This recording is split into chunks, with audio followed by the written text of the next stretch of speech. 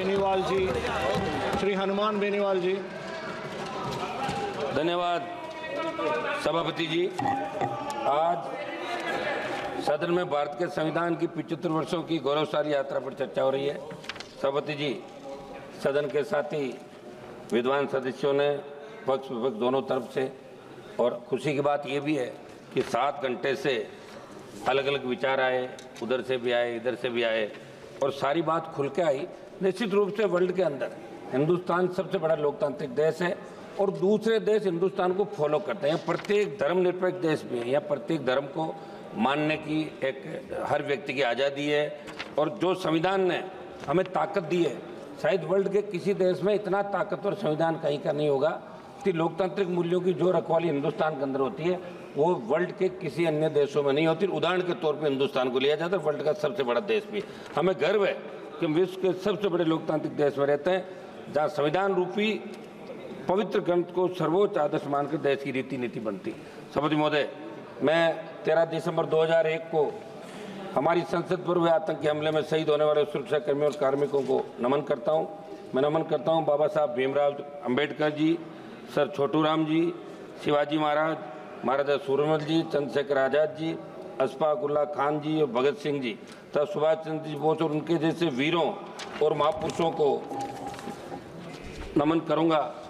भगवान बिरसा मुंडा जी, सरदार उधम सिंह जी को और जलियांवाला बाग में शहादत देने वाले वीरों और राजस्थान के मानगढ़ में शहादत देने वाले मेरे वीर आदिवासियों को। महोदय, जिनकी वजह से देश आज़ाद हुआ, जिनकी वजह से आज़ाद भारत में संविधान अंगीकृत, उनका मान सम्मान करना हमारा परम कर्तव्य है। बाबा साहब अम्बेडकर जी ने कहा था कि संविधान मात्र कानूनी दस्तावेज नहीं है, ये हमारे जीवन का सारथी है और सामयिक आवश्यकताओं के अनुरूप है। सभापति महोदय, हिंदुस्तान में प्रत्येक नागरिक को वोट का अधिकार देने की पैरवी बाबा साहब ने करी।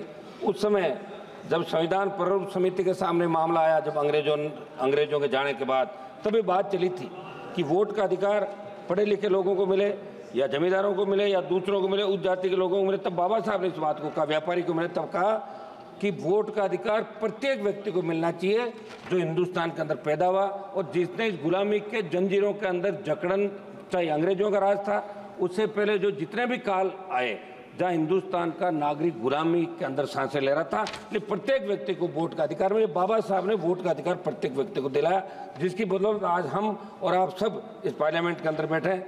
मैं बाबा साहब ने कहा कि सदियों से गुलामी की जंजीरों में जकड़े प्रत्येक व्यक्ति को वोट का अधिकार मिले तो अपने मनमाफिक सरकार का वो चुनाव कर सके। सभापति महोदय, संसद हमले की बरसी मनाई जा रही है। 13 दिसंबर 2001 को जो संसद पे आतंकी हमला हुआ, सबसे पहली शहादत राजस्थान के बेटे जगदीश यादव, जेपी यादव ने दी। राजस्थान में सीकर से अलग होकर बने नीम का थाना के रहने वाले जेपी यादव आतंकियों से शेर की तरह लड़कर वीर गति को प्राप्त हुए। सभापति महोदय, 26 नवंबर 1949 को हम भारत के लोगों ने स्वतंत्र भारत के संविधान को अंगीकृत, अधिनियमित और आत्मसमर्पित करने का संकल्प लिया था। संविधान की इस गौरवमय यात्रा को आगे बढ़ते बढ़ते जब हम देखते हैं तो नजर आता है कि देश के किसी न किसी कोने के अंदर हमारे दलित भाई, पिछड़ा भाई, हमारा आदिवासी भाई समानता के अधिकार को हासिल करने को जूझ रहा है।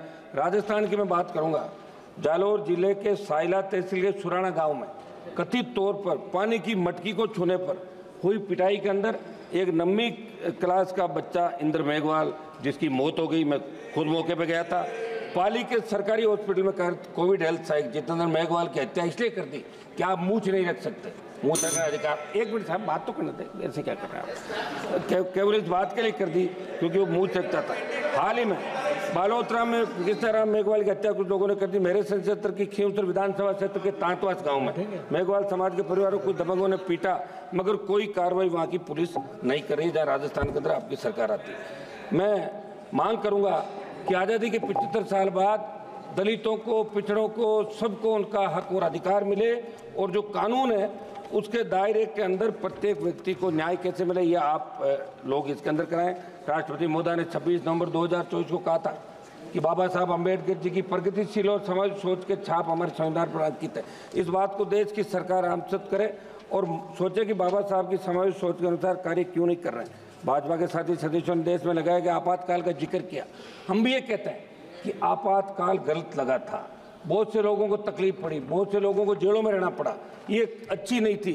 लेकिन इंदिरा गांधी जी की दृढ़ इच्छा शक्ति ने एक झटके में बांग्लादेश को पाकिस्तान चालक कर दिया था और पाकिस्तान को सबक सिखाया था। इस बात को भी आपको याद रखना है। समाप्त कीजिएगा। एक मिनट साहब, समय दें साहब आप। हम उस समय तो घोषित आपातकाल कर, लेकिन आज जो अघोषित आपातकाल है उसका क्या कोई भी सिस्टम के खिलाफ बोले?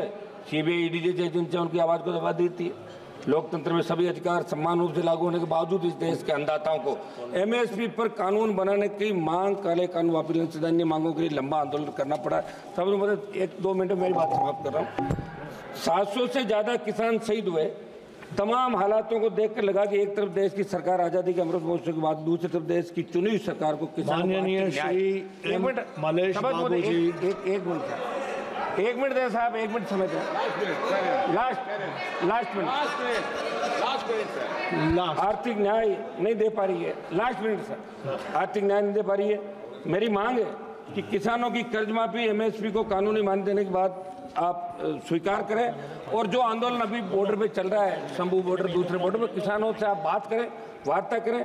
संविधान में सहमति और एमएसपी दोनों को एक समान मूल्य के रूप में देखा गया, लेकिन आज क्या हालात? कोई भी सांसद, कोई नेता, कोई भी व्यक्ति सरकार के निर्णय से असहमति व्यक्त करता है तो उसे दुश्मन की नज़र से देखा जाता है। ये ठीक नहीं है।